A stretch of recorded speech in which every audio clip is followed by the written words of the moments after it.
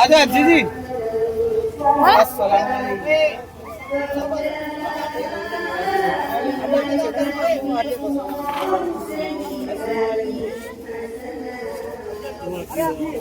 چلو جان دو کہ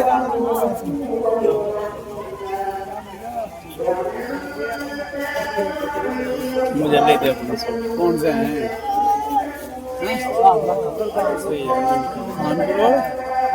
اور مولانا آگے لیے بھائی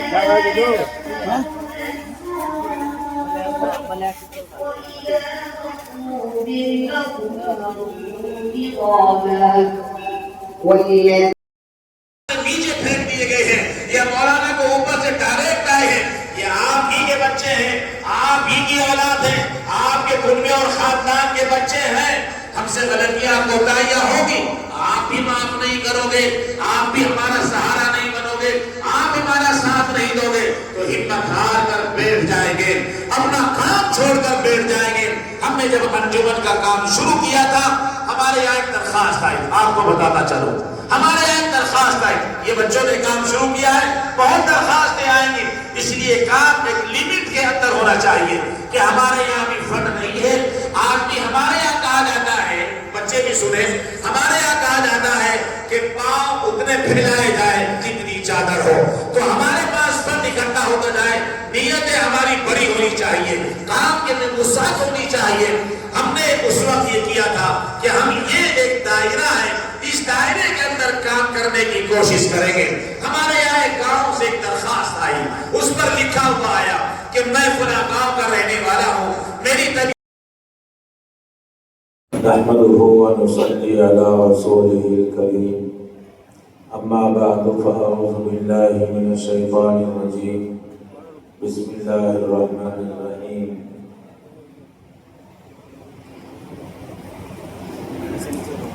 ما آتاكم الرسول فخذوه وما نهاكم عنه فانتهوا صدق الله العظيم۔ معزز حاضرین، آج کا یہ جو اجلاس ہے اور بہت اہم مقصد کے لیے آپ کو جوڑا گیا ہے،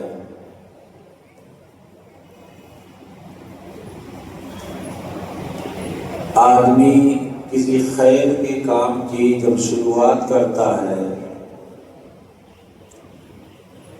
اور نئی پہل کو، نئی سوچ کو جب لوگوں کے سامنے رکھا جاتا ہے تو اس میں بہت ساری الجھنیں بھی پیدا ہوتی ہیں۔ ہمارے یہاں مثال مشہور ہے، کام کرنے کے لیے 100 ٹوکا ٹاکی ہوں گی اور نہ کام کرنے والے کے لیے 1 ٹوکی ہوگی کہ کرتا ہی نہیں، بس کرنے والے کے لیے راستے میں جب چلے گا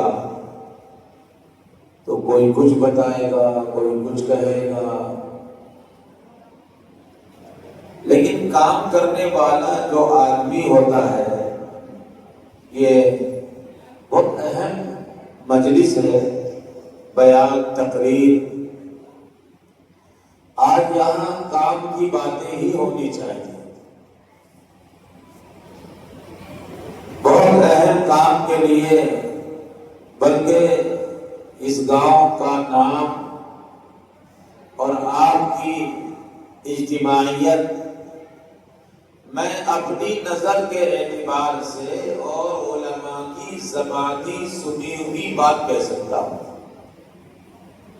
کہ ہمارا یہ جو علاقہ ہے، اس علاقے میں اگر اچھا خدمت میں، علماء میں اتفاق اور اتحاد میں، لوگوں کے آپس میں محبت اور رواداری میں اگر کسی گاؤں کا نام آتا ہے کہ تو یہ تھا کون؟ بتاؤ بھائی، تھا نہیں، آج بھی مان لو ہے، کوئی بات نہیں ہے۔ اچھی طرح یاد ہے کہ جب یہاں ایک عالم دین تشریف لائے تھے لکھنؤ سے، بہت بھیڑ جمع تھی یہاں. میرا سفر ان کے ساتھ میں مہاراشٹر کا ہوا. اتنا بڑا اجتماع تھا جیسے جمعیت کے اجتماعات ہوتے ہیں، بہت بڑا اجتماع تھا. سویوبی کے زمین میں اور وہ دونوں یہاں سے گئے. تو میں یہ خوشی کی بات اس لیے آپ سے بتا رہا ہوں کہ انہوں نے اتنے بڑے مجمع میں آپ کے گاؤں کا ذکر کیا اور یہ کہا تھا کہ میں ایک ایسے گاؤں میں یو پی کے جا کر آ رہا ہوں جس گاؤں میں پورے گاؤں میں مسلم گھروں میں کوئی ٹی وی نہیں ہے، کسی کے گھروں پر اینٹینا لگا ہوا نہیں ہے. حضرت مولانا ناظم صاحب پیچھے یہاں آپ کے ذمہ داران حضرات مولانا جاوید صاحب خالد صاحب تشریف فرما ہے، اور اس وقت آپ ہی کے بچوں میں سے جوان بچے نکل کر ایک سکھ کی طرف جانا چاہ رہے ہیں. تو اچھی طرح یاد ہے کہ اس وقت جب گشت ہوا کرتا تھا علماء جاتے تھے گلیوں میں، تو گھر میں کسی کے یہاں اگر یہ پتہ چل جاتا، یہ مولانا ناظم صاحب نے بتایا تھا کہ ریڈیو پر کسی کے یہاں کچھ سنا جا رہا ہے تو اس سے ملاقات ہوتی تھی، اس سے بات ہوتی تھی. ماحول اس گاؤں کا اتنا بہترین، اتنا اچھا، اور آج بھی ہے، ایسا نہیں کہ نہیں ہے، آج بھی ہے. تو اس وقت یہاں آپ کو بلایا گیا ہے، جمع کیا گیا ہے. رسول اللہ صلی اللہ علیہ وسلم کے زمانے میں مکہ المکرمہ میں اس وقت کے یہودیوں نے ایک کمیٹی بنائی تھی. میری بات دھیان سے سنیں، میں بیان نہیں کر رہا ہوں، کچھ سیکھی ہوئی باتیں اور کچھ اپنے تجربات آپ کے سامنے رکھ رہا ہوں. تو اس وقت کے یہودیوں نے، مسلمانوں نے نہیں، یہودیوں نے کمیٹی بنائی تھی، اور اس کمیٹی میں تمام کے تمام ممبران سب غیر ایمان والے تھے، کوئی مسلمان. تنہا تنہا ایک رسول اللہ صلی اللہ علیہ وسلم کو اس کمیٹی میں ممبر بنا دیا گیا. صدر اور ہے، سیکریٹری اور ہیں، آپ اس کے ممبر ہیں. اس کمیٹی کا جیسے اس کا نام رکھا ہے الخیر، اس کا نام رکھا تھا حلف الفضول. تو رسول اللہ صلی اللہ علیہ وسلم نے بھلائی کے کام، اچھے کام، بہترین کام کرنے کے لیے اس کمیٹی میں نام لکھوایا، اور وہ مکے میں بہت دنوں تک کام کرتی رہی. پھر حالات آئے، اور حالات کے تحت کمیٹیاں، ایسا تو ہے نہیں کہ مسجد پہلے کسی اور ڈھنگ سے تھی، آج کسی اور ڈھنگ سے ہے. اب سے 50 سال 100 سال کے بعد ہو سکتا ہے کہ دوبارہ پھر تعمیر کرنی پڑ جائے، بدلتے رہتے ہیں حالات. تو وہ حلف الفضول جو کمیٹی کام کر رہی تھی، کچھ وجہ سے کمیٹی میں کام کرنا چھوڑ دیا. تو ایک موقع پر جب رسول اللہ صلی اللہ علیہ وسلم فتح یابی کے ساتھ دوبارہ تشریف لائے اور اپنا موسم بن گیا، تو غور سے سنو، اس وقت اللہ کے رسول کے الفاظ ہیں کہ اگر یہاں کے یہودی اور ابو جہل کی پوری لابی مل کر پھر اس کمیٹی کو چلائے جو دفاع عام کے لیے لوگوں کی خدمت کا کام کرے، تو میں محمد رسول اللہ بنفس نفیس ان لوگوں کے ساتھ رہ کر کام کرنے کے لیے آج بھی تیار ہوں. میں اس کام کے لیے ابھی بھی تیار ہوں. خدمت خلق، روتے ہوئے کہ آنسو پوچھنا، غم زدہ بچے یا عورت یا بچی کے سر پر شفقت کا ہاتھ رکھ دینا، ہر دل والا نہیں کر سکتا. خیر خواہی کے جذبے والے کا یہ ہاتھ اٹھے گا، خیر خواہ رہنمائی کے جذبے والے کی ہی زبان کھلے گی.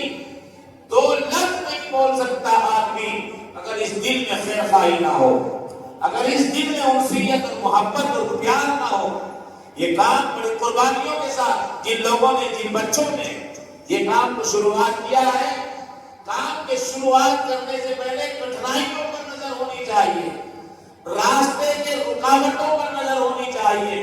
لیکن مرد مجاہد اپنے کام پر, اس کی ایک آدمی ہے اور اسے سفر کرنا ہے, وہ راستے منزل کے راستوں کو نہیں دیکھتا, اس کی نظر آخری پڑاؤ پر رہتی ہے کہ مجھے وہاں جانا ہے, مجھے وہاں تک پہنچنا ہے. جب تک یہ وہاں جائے گا, وہاں پہنچے گا, راستے میں طرح طرح کی باتیں, تکلیفیں, پریشانیاں, دقتیں آئیں گی.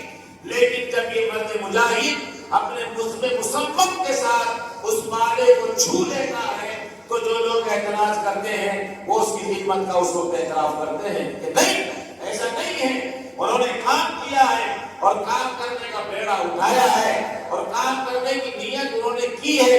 ہمیں ان لوگوں کا تعاون کرنا چاہیے. میں آپ کو بتاؤں, ہم نے کیرانے میں ایک کام شروع کیا تھا, ابھی کام کم ہو رہا ہے. کیرانے میں کام شروع کیا, ہمارے مولانا آئے, انہوں نے ہم سے کہا اور سایہ لگایا انجمن نصرت المساکین کے نام سے. میں نے مسجدوں میں جا کر باتیں کی, لوگ ممبر ساری قوم تیار ہے دینے کے لیے. میں بتا رہا ہوں, میں اپنا وقت نہیں دے پا رہا ہوں, ہم فارغ نہیں ہو پا رہے ہیں. یہ افراد جتنے بیٹھے ہیں اور آپ جتنے لوگ بیٹھے ہوئے ہو, خوف دینے کے لیے پیسہ نہیں, جو چاہو خون دینے کے لیے تیار ہے. مجھے اچھی طرح یاد ہے حضرت مولانا سجاد نعمانی دامت برکاتہ العالیہ نے خود اپنی زبان سے واقعہ بیان کیا کہ لکھنؤ میں فساد پھوٹ چکا تھا اور فساد پھوٹ کر جگہ جگہ دنگے ہو رہے تھے. رات کو میرے پاس ایک کال آئی فون آیا, میں نے اٹھایا اور سنا تو مجھے بتایا یہ گیا ہے کہ ایک لڑکی کسی غیر مسلم کی ہاسپٹل میں ہے اور آپ نے اپنا بلڈ کا گروپ جو دے رکھا ہے, آپ کا بلڈ ہی اس بچی کو چڑھ پائے گا.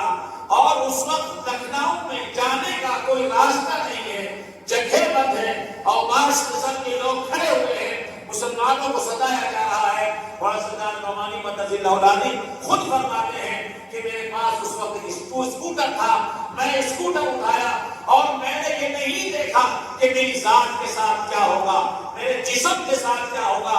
میں نے اکیلے میں رات کی تنہائی میں اور سناٹے میں اپنی اس گاڑی کو اسٹارٹ کیا اور میں نے ادھر جہاں وہ لڑکی جس ہاسپٹل میں تھی, میں اپنا خون دینے کے لیے جا رہا تھا. راستے میں مجھے روکا گیا اور لڑکوں نے مجھے روکا تو مولانا کہتے ہیں کہ میں نے یہ کہا کہ مجھے بہت اہم کام کے لیے جا رہا ہوں, مجھے جانا کیا جائے.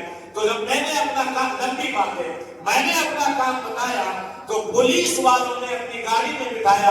میں ہاسپٹل پہنچا اور چارپائی پر پلنگ پر لیٹ کر بیڈ پر لیٹ کر میں نے اپنا ہاتھ لمبا کیا اور سیریز لگائی گئی اور خون نکالا گیا اور اس غریب کی بچی کا, اس لڑکی کو جس کو خون کی ضرورت تھی, میرا خون چڑھا دیا گیا. جب میں نکل رہا تھا تو اس لیے کہ لوگوں نے یہ اعتراض پوچھا تھا, مولانا سجاد نعمانی نے ایک بار یہ کہہ دیا, میرے جملے کو دھیان سے سنیں, میں تقریر نہیں کر رہا ہوں, اپنے بیان میں مولانا نے یہ کہہ دیا ایک جگہ بڑے اجتماع میں کہ RSS کے لوگوں سے میرا ملنا جلنا ہے, میرا RSS کے دفاتر میں آنا جانا ہے, میرا ان کے یہاں آنا جانا لگا رہتا ہے. تو لوگوں نے بیان کے بعد کمنٹ کرنا شروع کر دیا. اعتراض کرنے والے کو کوئی کام نہیں ہوتا ہے, اس کو تو کھجلی اٹھتی رہتی ہے, یہ کیوں ہو رہا ہے, یہ کیسے ہو رہا ہے, کمنٹ کرنا شروع کر دیا ہے. مولانا سجاد نعمانی کا RSS سے کیا تعلق, ان کا وہاں دفتر میں جانے کا کیا مطلب ہے. تو حضرت مولانا سجاد نعمانی دامت برکاتہ العالیہ نے رو کر اپنا ایک آڈیو جاری کیا اور کہا کہ مجھے نہیں بتانا چاہیے تھا, اس لیے کہ ہر عمل لوگوں کو نہ بتانا چاہیے, نہ دکھانا چاہیے. میں نے اپنا یہ عمل رات کے خون دینے کا یا تو سجاد جانتا ہے یا میرا رب جانتا ہے یا وہ جانتے ہیں جس کے لیے میں خون دے کر آیا ہوں, لیکن لوگ کمنٹ کر رہے ہیں اور سوالیہ انداز میں مجھے مشکوک کیا جا رہا ہے کہ خون دینا اور RSS کے دفتر سے کیا تعلق ہے.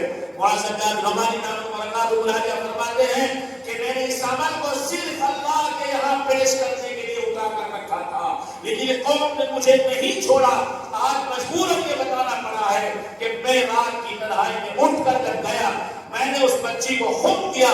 جب میں نکل رہا تھا پتا یہ چلا کہ RSS کے ایک دفتر کے انچارج کی یہ لڑکی ہے جس کو میں خون دینے آیا ہوں. اس نے اپنا ایڈریس دیا اور جب وہ بچی تندرست ہو گئی, میں RSS کے دفتر میں میرا شکریہ ادا کرنے کے لیے مجھے بلایا گیا. آج تک میرا وہاں آنا جانا ہے. احسان کیا ہے میں نے کسی پر, اپنا خون دیا ہے میں نے کسی کی بیٹی اور بچی کے لیے.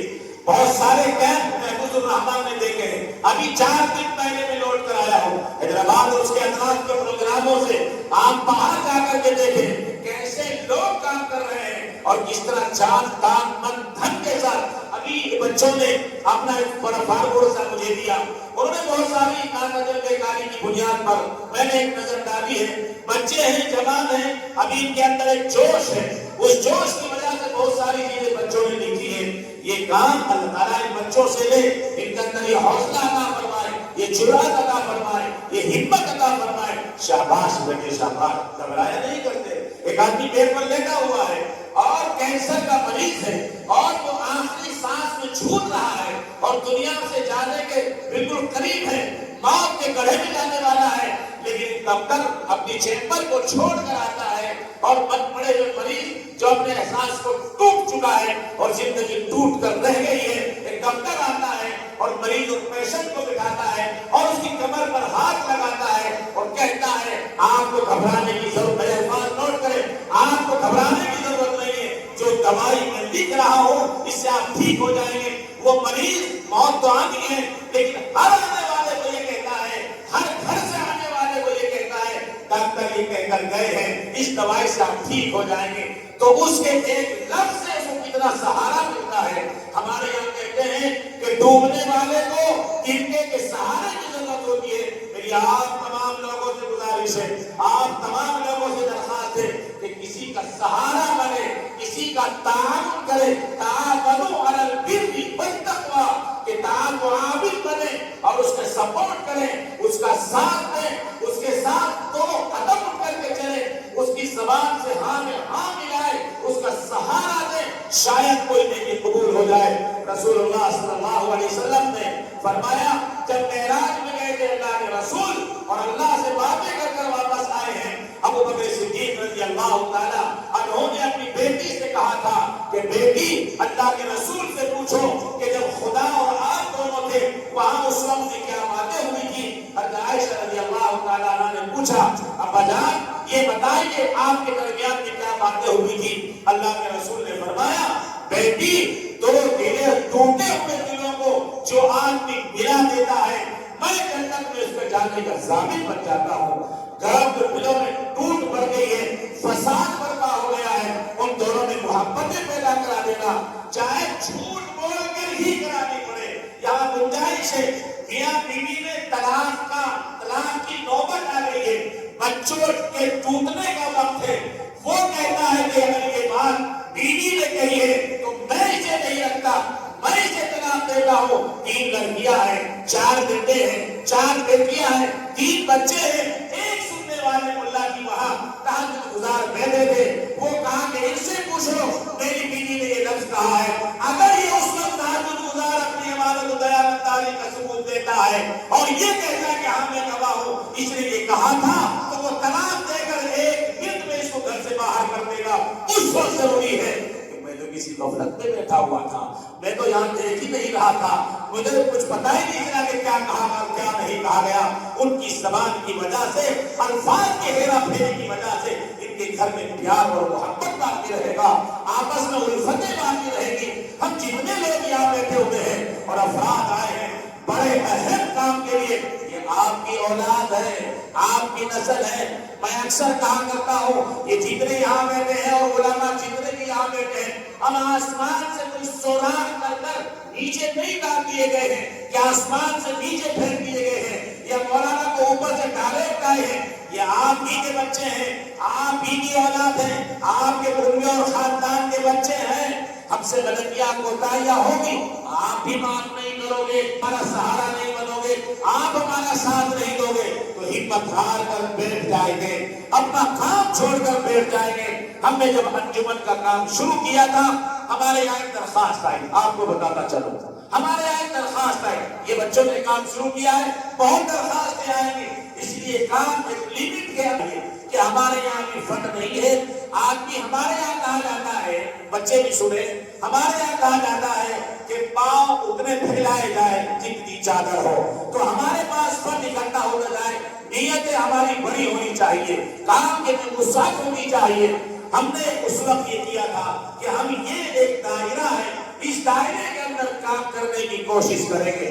ہمارے یہاں ایک گاؤں سے ایک درخواست آئی، اس پر لکھا ہوا آیا کہ میں فلاں گاؤں کا رہنے والا ہوں، میری طبیعت بہت خراب ہے اور پہلی میرا علاج چل رہا ہے اپولو میں، میرے پاس دوائی کے پیسے نہیں ہیں، آپ کی انجمن سے دوائی سے پیسے دلائے جائیں۔ ہماری کمیٹی بیٹھی، افراد بیٹھے، میں یہ درخواست آئی ہے کسی گاؤں سے ایک مریض وہاں رہتا ہے، بتائیے اس کا علاج کرایا جائے کہ نہ کرایا جائے۔ آپ مجھے بتائیے، اگر سارے لوگ نکال کر کے 10 روپے ڈال دیں گے ہمارے پاس تو میرے پاس 2000 روپے آ جائیں گے۔ کوئی آیا ہے دوائی والا تو 500 روپے دینے میں مجھے کوئی خلل باقی نہیں ہوگا، میں آرام سے جیب سے نکال کر اس کا علاج کرا سکتا ہوں۔ پتہ ہے آپ کو، جب وہ عورت یا بچہ یا مرد اپنی دوائی لے کر اپنے ہاسپٹل یا میڈیکل سے واپس جائے گا، اس کی دعاؤں کی کوئی حد ہوگی، اس کے شکریہ کا کوئی حد ہوگا، تمہارا بگڑا ہوا مقدس سمجھ جائے گا۔ تم نے کسی ڈوبتے ہوئے کو سہارا دیا ہے، تم نے کسی ڈوبتے ہوئے کا ہاتھ پکڑ کر اٹھایا ہے۔ اکیلا آدمی اس کام کو نہیں کر سکتا ہے، گھر گھر جا کر آپ نہیں کر سکتے ہیں۔ ہمارے یہاں یہ درخواست آئی، ہم نے درخواست کو پڑھا، پتہ نہیں چلا کسی گاؤں کی ہے۔ ہمارے ساتھی کہنے لگے کہ گاؤں میں ہم لوگ کام نہیں کرتے، ہم شہر میں کام کریں گے، ہمارے پاس پیسہ نہیں ہے۔ ہمارے ایک ساتھی جس کے اندر خیر خواہی کا جذبہ زیادہ ہوتا ہے، وہ کہنے لگے درخواست آ گئی ہے تو کم سے کم جانا چاہیے، دیکھ تو لینا چاہیے کس حال میں ہے، کس بے پریشانی میں ہے۔ ہم لوگ وہاں عصر کی نماز کے بعد اپنی گاڑی لے کر 4 آدمی طے ہوئے، وہاں سرنے کے لیے پہنچے تو ہم جب اس کے کچے مکان کی کچی دیواروں کے اندر جاتے ہیں تو کھٹولا ہے چھوٹا سا، اور کھٹولے پر وہ لیٹا ہوا ہے، اور بیچ میں سے اس کھٹولے کے بان کاٹ دیے گئے ہیں، اور وہاں چیتک بجاج اسکوٹر کی ٹیوب میں ہوا بھر کر یہاں رکھا گیا ہے، اور یہ پیٹھ کا پیچھے کی ریڑھ کی ہڈی گلی ہوئی ہے، وہ چارپائی پر لیٹ نہیں سکتا، وہ اپنے جسم کو چارپائی اور بستر پر لگا نہیں سکتا۔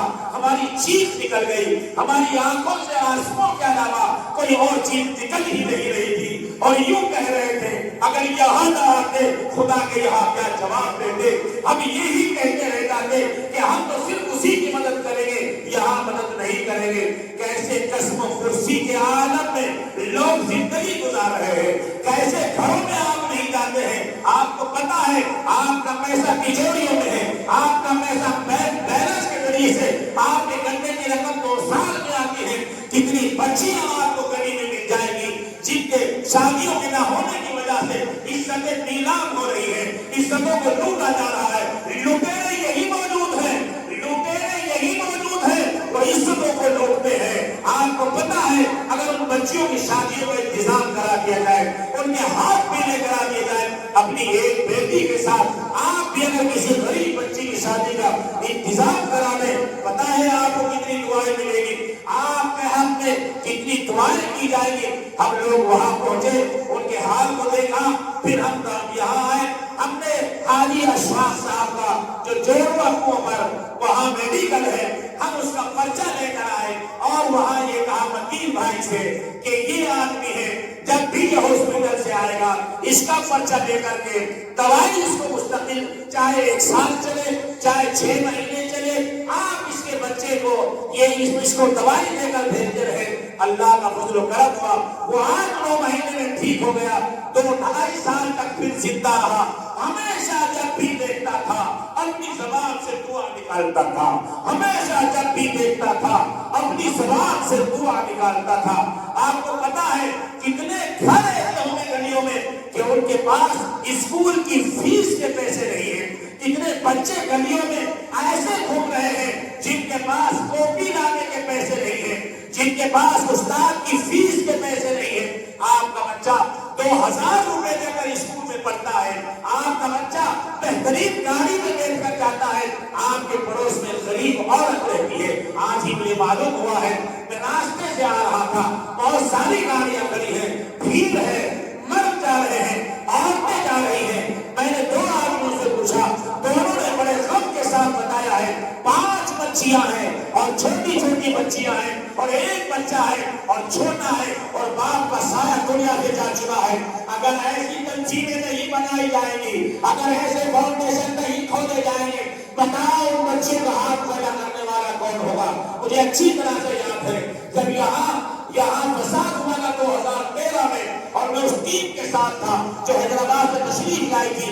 حضرت مولانا غیاث احمد صاحب رشادی دامت برکاتہ العالیہ جو خیر خواہی کے کام کے ہیرو ہیں، جو بہت اپنے اندر غم اور درد رکھتے ہیں، میں ان کے ساتھ جب گیا تھا جھنجھانے سے منصورے کی طرف، تو وہاں لوگ پڑے ہوئے تھے۔ ایک جھوپڑی میں ہمارا جانا ہوا، ان کے والد صاحب نے کہا میری جوان بچی ہے، وہ بیٹی ہمارے سامنے پرانے کپڑوں میں آ کر کھڑی تھی، کہا یہ میری بیٹی ہے، اس کا رشتہ طے ہو چکا ہے، مجھے اس کو گھر سے بھیجنا ہے، لیکن ہم اجڑے ہوئے لوگ ہیں، ہمارے پاس دینے کے لیے کچھ نہیں ہے۔ مولانا غیاث احمد صاحب رشادی دامت برکاتہ العالیہ نے فرمایا کل اپنی بیٹی کا نکاح کرو، مہر کتنا دینا ہے مجھے بتاؤ اور سامان کیا دینا ہے۔ آپ تشریف لائے، جھوپڑی میں بیٹھے، نکاح پڑھایا، اپنی جیب سے پیسے نکال کر اس کے مہر ادا کیے ہیں، سامان کے کچھ پیسے الگ سے دیے ہیں اور اس بچی کی رخصتی کرائی ہے۔ وہاں سے یہ رخصتی کرانے کے بعد ہماری آنکھیں نے دیکھا ہے کہ اس بچی کے ہاتھ لال اور پیلے تو ہو چکے تھے مہندی لگانے کی وجہ سے، لیکن نیا کپڑا ان کے پاس موجود نہیں تھا۔ وہ بچی اپنی جھوپڑی سے پرانا کپڑا پہن کر اپنے شوہر کے ساتھ اپنی جھوپڑی سے نکل رہی تھی۔ ہم بے دل رہتے ہیں، ہمارے پاس ایک دل موجود ہے، یہ دل نرم ہونا چاہیے، کسی کے کام آنا چاہیے، کسی کی خدمت کرنا چاہیے۔ حضرت مولانا غیاث احمد صاحب رشادی دامت برکاتہ العالیہ کا آسان سا ایک طریقہ تو یہ ہے، ہمارے کمیٹی کے ذمہ داران کون سے سنے، ایک طریقہ تو یہ ہے کہ ممبر سازی کی جائے، دوسرا طریقہ یہ ہے ہم سفر میں جا رہے تھے، گاڑی میں تھے، ہمارا سفر سے مقدار کی طرف ہو رہا تھا، ہمارے ساتھی نے 15 روپے والی بوتل پانی کی بسلری کی پینے کے لیے اور پانی پیا اور گاڑی کا شیشہ اتار کر اس بوتل کو ایسے پھینک دیا۔ ہر مولانا غیاث صاحب رشادی فرماتے ہیں یہ بوتل پانی کی تم نے باہر کیوں ڈال دی ہے؟ اگر یہ 1 روپے کی جاتی اور سفر میں 10 بوتل پانی پیے جاتا تو 10 بوتل جا کر بیچتے، 10 روپے کو اکٹھا کرتے، کسی غریب کے کام آ جاتا، کسی کی بھلائی کے کام آ جاتا۔ آپ کی ڈگی میں پیچھے خالی بوتلیں پڑی رہتی ہے، خالی ڈبے پڑے رہتے ہیں۔ اگر آپ کے پاس اتنی فرصت ہو اور آپ کے پاس یہ مواقع فراہم ہو تو چھوڑے آپ اپنی جگہ کو۔ میں فون نمبر دیتا ہوں، آپ کو ایڈریس دیتا ہوں۔ ابھی 1 ہفتے 4-6 دن پہلے پڑھانے سے حضرت مولانا سویب صاحب کو جو دارالفلاح کے ذمہ دار و معتمد ہیں، میں نے ان کو کہا آپ حیدرآباد جائیے اور جا کر دیکھ کر آئیے وہاں کیا کیا جاتا ہے۔ آپ کے گھروں میں کتنی جوڑی چپل پڑی ہوئی ہے، ٹوٹے ہوئے چپل آپ کے گھروں میں ہے۔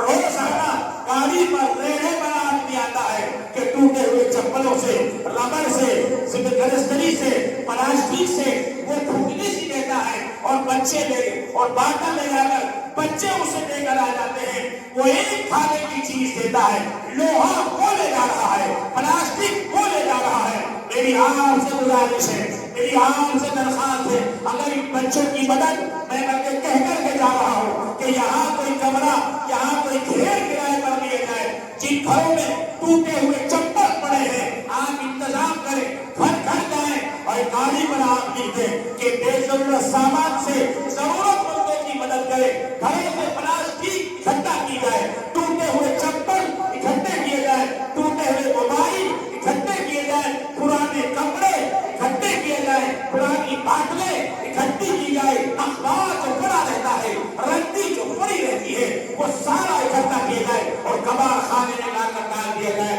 آپ کا یہ کام، لوگ آئیں گے، گھروں میں فریج خراب رکھا ہے، آپ سے کہیں گے ہمارے یہاں فریج ہے، आप एक फ्रिज उठा कर ले जाइए। हमारे यहाँ वॉशिंग मशीन खराब हो चुकी है, कोई आता है कहता है 500 रुपए में बेच दी है। लाओ गरीबों के लिए अपनी खराब मशीनें, लाओ गरीबों के लिए अपने घरों का वो सामान जिसकी आपको जरूरत नहीं है। ये बच्चे उस सामान को बेचेंगे और किसी यतीम औरत के बच्चे की कफालत करेंगे। अच्छी तरह याद है, बेंगलोर के से 10 साल पहले मौजूद था। मौलाना साहब ने एक बच्चे को खड़ा किया माइक पर और वो बच्चा सबसे पहले माइक पर खड़ा होते ही रोने लगा।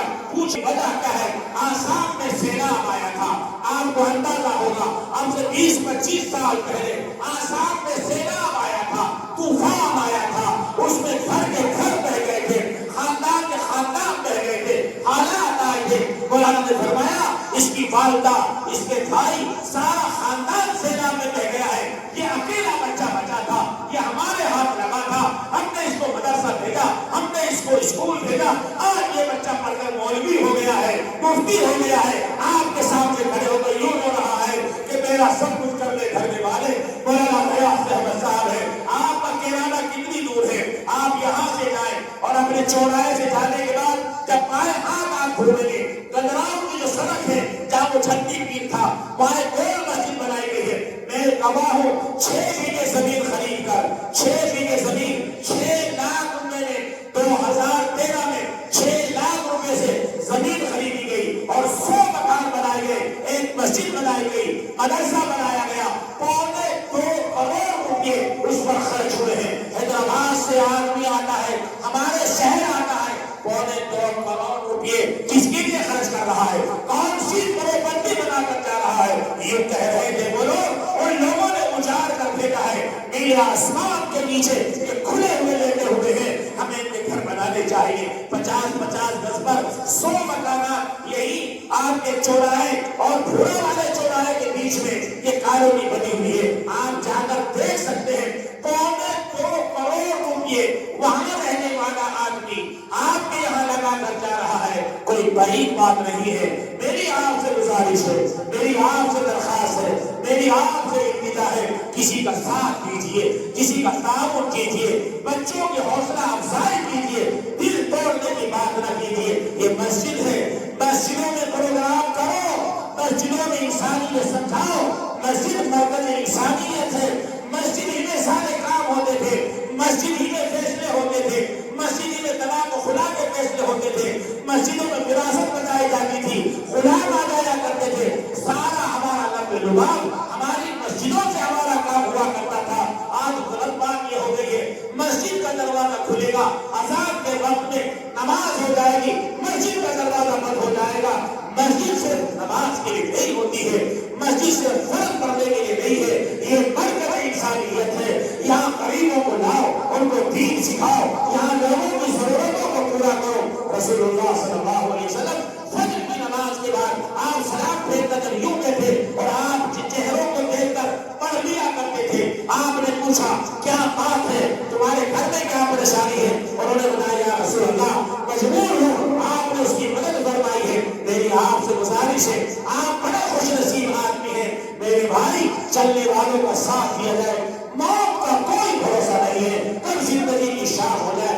जो हो सकता है, मेरे अल्फाज याद रखें, जो हो सकता है किसी का सहारा बनने की जरूरत करे, अमल से जरूरत पड़े, अमल से, ज़बान से जरूरत पड़े, ज़बान से ही सहारा लगा दो। मैं हमेशा कहा करता हूँ, मैं एक छोटे से घर में झोपड़ी का पला हुआ आदमी हूँ। हमारे यहाँ जब छान हुआ करती थी झोपड़ी में, तो जब उसको उठाया करते थे, आपने देखा होगा जब बुग्गी किसी की जाती है और थक जाती है, पीछे धकाने वाले आदमी 8 हैं तो उसमें 3 धक्का लगाते हैं और 5 ऐसे ही शोर मचाते हैं, और शोर मचाने वालों की वजह से बुग्गी को आसानी से निकाल दिया जाता है। अगर आप दे नहीं सकते हैं, हाथ तो कर सकते हैं, ताउन तो कर सकते हैं, ज़बान को खामोश तो कर सकते हैं, ताउन कराइए, इन बच्चों को आगे बढ़ने का मौका फराहम कराइए। हमारे यहाँ दूसरी दरखास्त आई, आखिरी बात आपसे बता दूं, हमारे यहाँ दूसरी दरखास्त आई है। हमारे यहाँ अंजुमन में एक दरखास्त आई कि मेरे यहाँ लड़कियां हैं, शादी का इंतजाम नहीं है,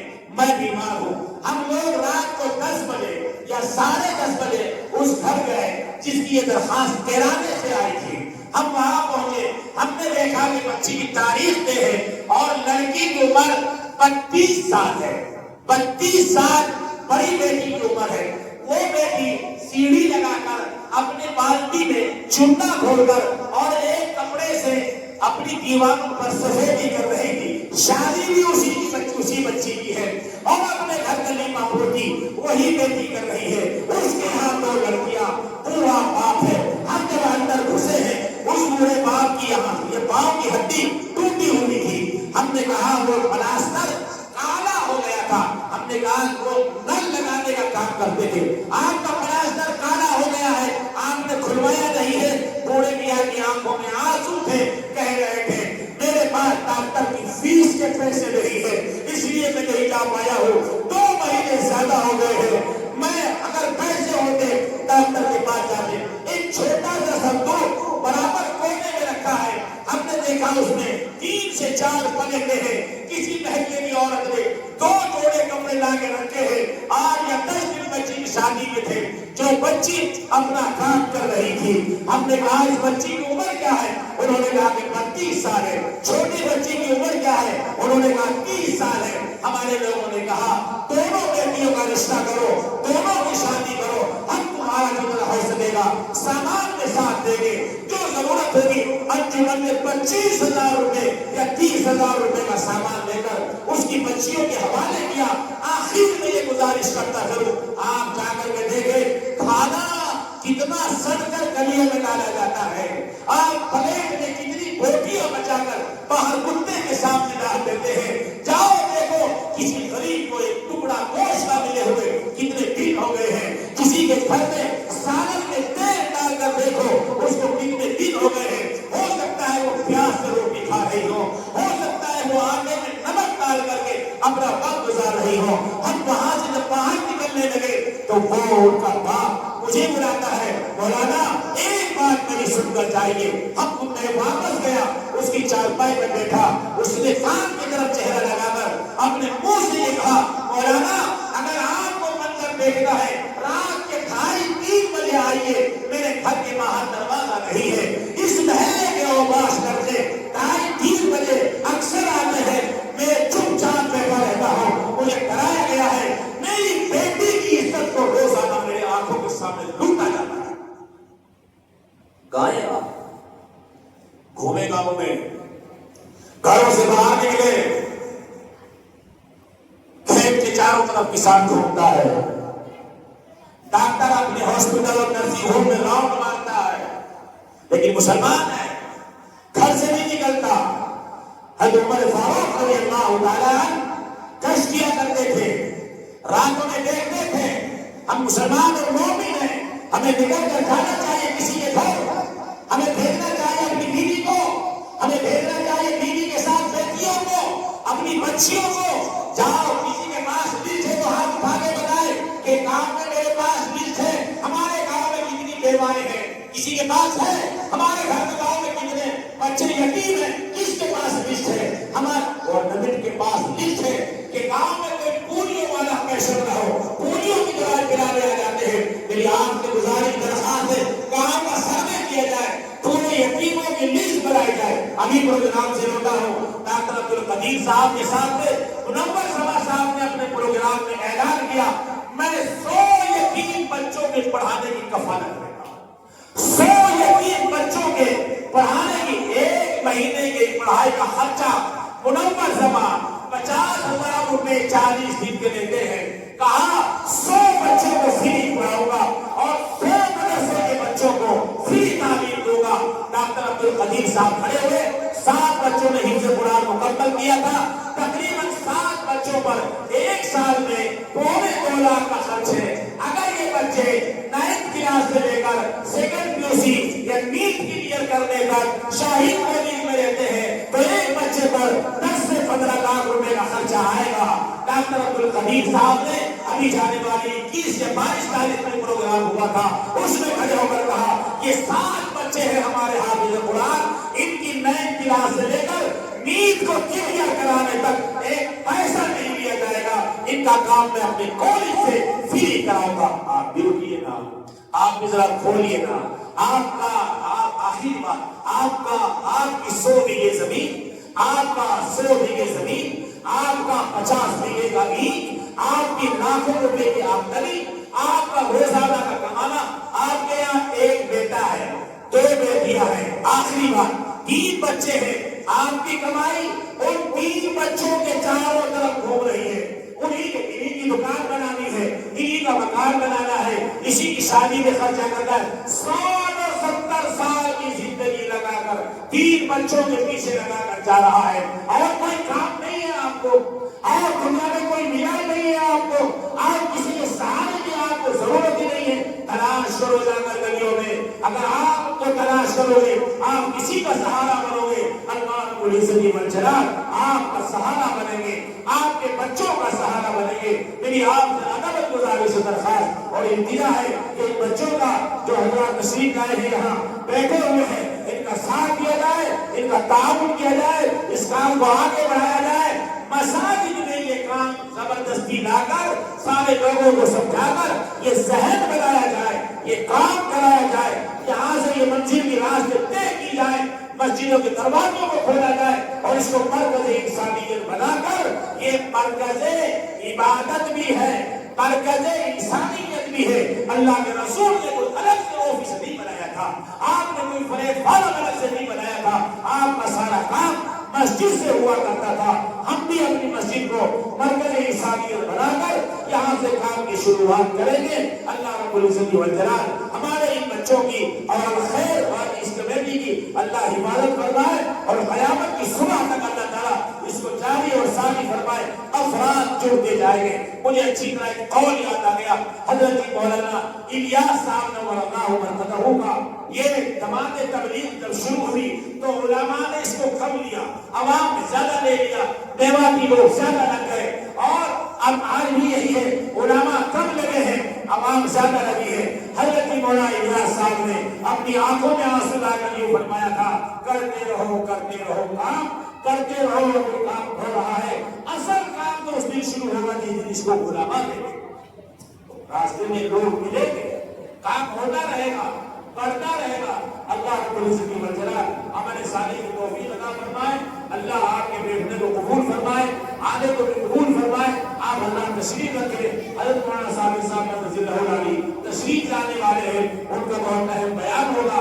آپ حضرات بیان سننے کے بعد دعا سے فارغ ہونے کے بعد تشریف لے جائیں، اور جن کا انتقال ہوا ہے اللہ تعالیٰ ان کی قبر کو نور سے منور فرمائے، اللہ ان کی مغفرت فرمائے، آمین کہو بھائی، اللہ ان کی مغفرت فرمائے، اللہ ان کے گھر والوں کو صبر جمیل عطا فرمائے، اللہ رب العزت والجلال ان کی بچیوں کا نگہبانی فرمائے، اللہ تعالیٰ مناسب رشتوں کا انتظام فرمائے، آسانی کے ساتھ اللہ اس گھر کی اللہ ضرورتوں کو پورا فرمائے۔ سما مجھ کر نکل سکتی ہے، کشتی طوفان سے نکل سکتی ہے، مایوس نہ ہو، ارادہ نہ بدل، تقدیر کسی وقت بھی بدل سکتی ہے۔ وما علینا الا البلاغ۔ ماشاءاللہ، اللہم زد فضل۔ یہ تھے حضرت مولانا محفوظ الرحمن صاحب